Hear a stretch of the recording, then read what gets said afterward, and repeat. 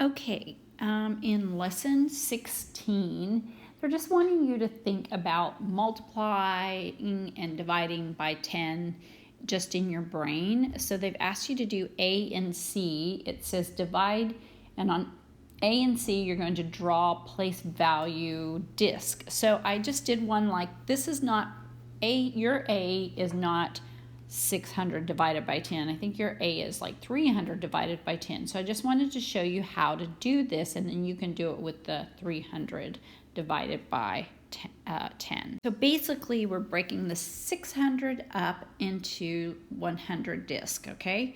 And then we're dividing each of those by 10, and then 100 divided by 10, 10, 10, 10, 10. So you're going to get 60. And that's why they want you to think through each of those hundreds divided by 10. Okay, we have B, 450 divided by 10. So I kind of think about the place value chart. Remember, you go across the line 2 times, like 1 time, because you're dividing by 10. So 450 would then be 45. Another way that some people think of it is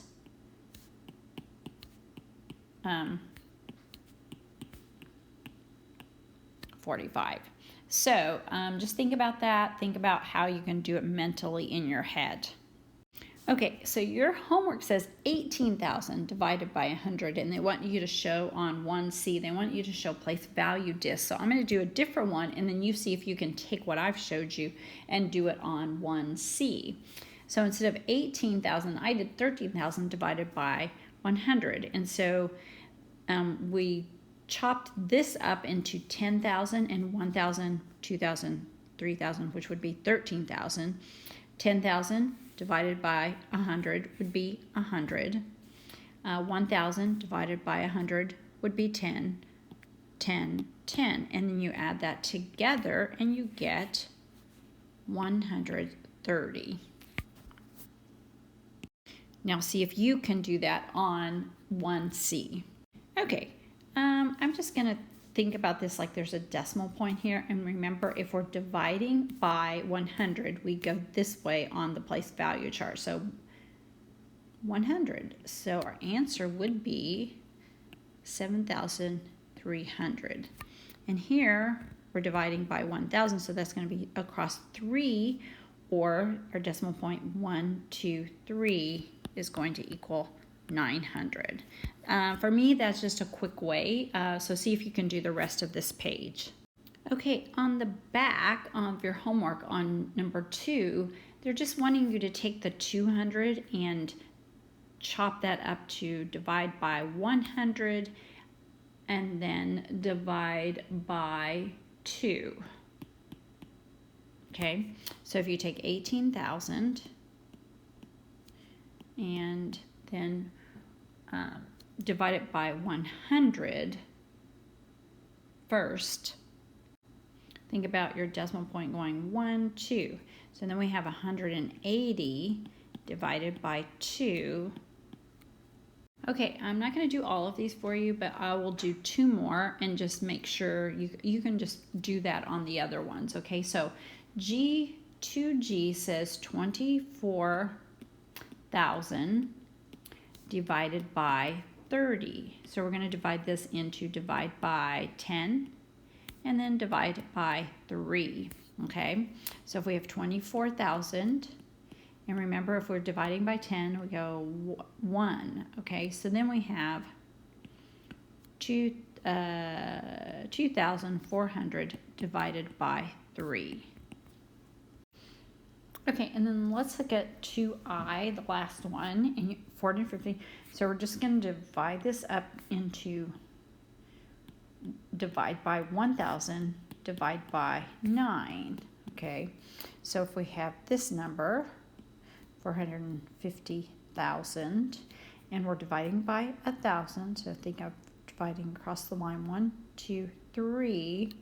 So now we have 450 divided by 9, okay? Because we did that division, and then we brought that down here. Okay, number 3 in your homework, it says a stadium holds 50,000 people. The stadium is divided into 250 different seating sections. How many seats are in each section? So basically, you know that you're going to take 50,000